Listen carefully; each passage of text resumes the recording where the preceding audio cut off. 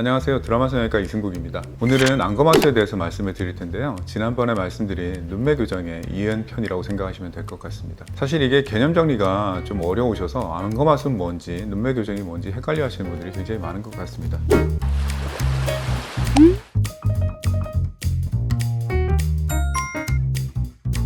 제가 먼저 개념부터 좀 정리를 해드리면 안검하수는 병명입니다. 눈을 잘 못 뜨는 병명, 뭐 신경적이든 근육적이든 뭐 어떤 이유에 의해서 눈을 잘 못 뜨는 병을 이르는 말이 안검하수입니다. 그렇다고 해서 눈이 작은 것은 병이 아니죠. 그래서 이 안검하수를 치료하는 수술법 자체를 작은 눈에 적용하는 것을 전체를 그냥 눈매 교정 이렇게 부른다고 생각하시면 될 것 같습니다. 그래서 안검하수가 있으면 안검하수 교정술, 안검하수 수술 이렇게 생각하시면 될 것 같고, 이 수술법을 눈이 작은 병이 아닌 사람에게도 적용한다 이럴 때는 눈매 교정이라고 생각하시면 될 것 같아요. 그래서 이게 병명이라 그러면 진단을 해야 될 텐데 사실 이 진단이 그렇게 쉽지는 않습니다. 의학 교과서가 다 그렇지만 이것이 일단 서양 베이스로 되어 있는 경우가 많고 약간 인종적 차이가 있기 때문에 저희 한국 사람이라든지 일본, 중국 사람 같이 눈이 그렇게 크지 않은 사람들한테 적용하기가 굉장히 어렵습니다. 그래서 흔히들 많이 생각하시는 게 이마를 써서 눈을 뜨면 안검하수라던데 이런 얘기를 하시는데, 사실은 안검하수를 보다 쉽게 볼 수 있는 케이스는 일단 양쪽이 눈 크기가 다르다든지 아니면 한쪽에 쌍꺼풀이 겹주름이 생긴다든지 한쪽 눈 내지는 양쪽 눈이 푹 꺼진다든지 이런 경우를 더 흔히 찾아볼 수 있을 것 같습니다.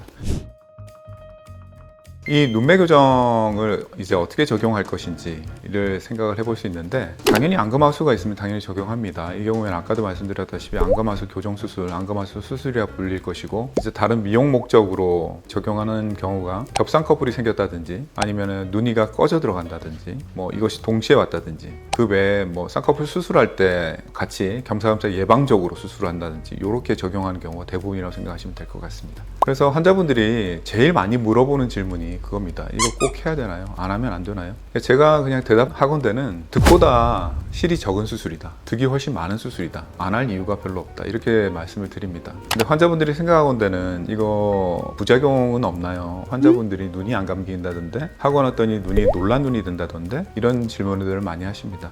실제적으로 그건 수술이 잘못된 케이스들을 보시고 걱정하시는 케이스인데, 정확히 경험이 많은 의사가 정확히 수술한다 그러면 방금 말씀하신 그런 부작용들은 거의 일어나지 않는, 득이 더 많은, 실이 적은 그런 수술이라고 생각하시면 될 것 같습니다. 당연히 쌍꺼풀 수술만 해서 눈이 커지는 경우가 있습니다. 이거를 이제 안검하수 교정 수술이라고 착각하시는 경우가 있는데, 우리가 쌍꺼풀 수술에서 눈이 커지는 원리는 이제 두 가지라고 보시면 되죠. 한 가지는 눈 앞을 가리고 있던 눈꺼풀을 걷어줌으로써 눈이 커지는 현상이 생기죠. 그래서 이제 환자분들이 나 쌍꺼풀 수술만 했는데 눈이 굉장히 커졌어 이런 경우도 있고, 또 한 가지 경우는 이제 착시입니다. 속눈썹과 속눈썹 사이 거리가 실제로 눈 크기인데 쌍꺼풀이 생김으로 인해서 그 쌍꺼풀 높이만큼 이제 눈 크기가 커졌다 라고 하는 착시 효과 때문에 쌍꺼풀 수술만으로 눈이 커졌다고 생각할 수 있습니다. 근데 실제로 이거는 이제 눈이 커지거나 안검하수 교정을 한 것은 아니고요. 속눈썹과 속눈썹 사이 실제로 눈 크기가 커지는 수술이 안검하수 교정, 눈매 교정 수술이라고 생각하시면 될 것 같습니다.